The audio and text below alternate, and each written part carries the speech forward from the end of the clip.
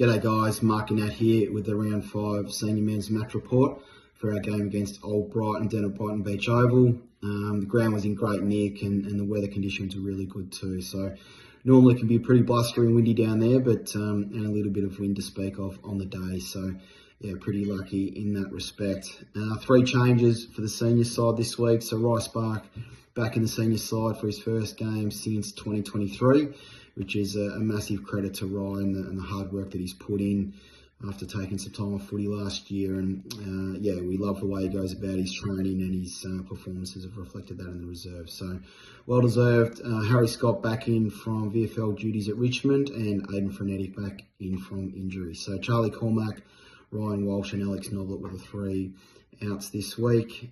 First quarter, we actually got off to a pretty good start, hit the first goal early on, put it on Henry Brown in the pre-game, and he delivered as he always does, which was fantastic from Pup. So got the first goal, which was fantastic very early, and we got one late as well off the back of some really good work from Andy Gelbar in the way that he really competed and contested a loose ball across the half-forward line, and ended up with Rice Bark, who then used his leg speed to break away and kick a great goal. So we took a 4-point lead in a quarter time. The boys were, they're up and about, and obviously Brighton had a fair few opportunities themselves. They kicked 9 behinds and didn't kick a goal.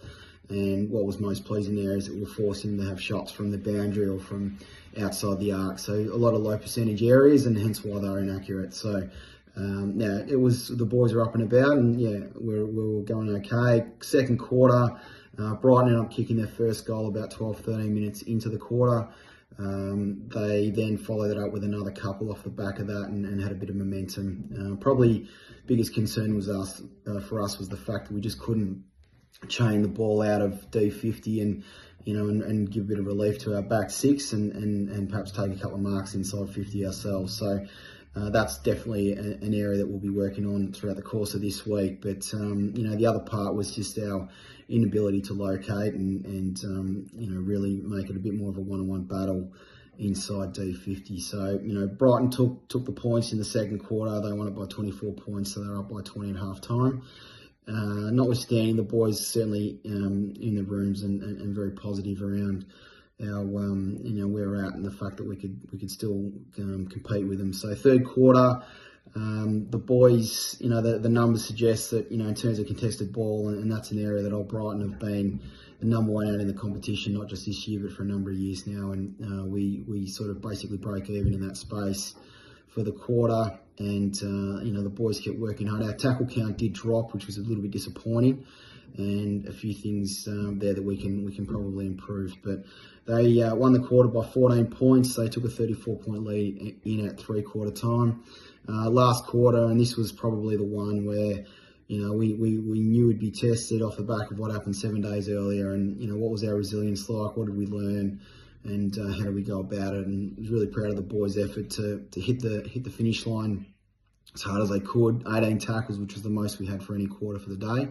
So that was really pleasing. Again, contested disposal was basically a break even. So overall second half, it was -2 for the half. So again, our midfield got to work in there and did what they needed to do.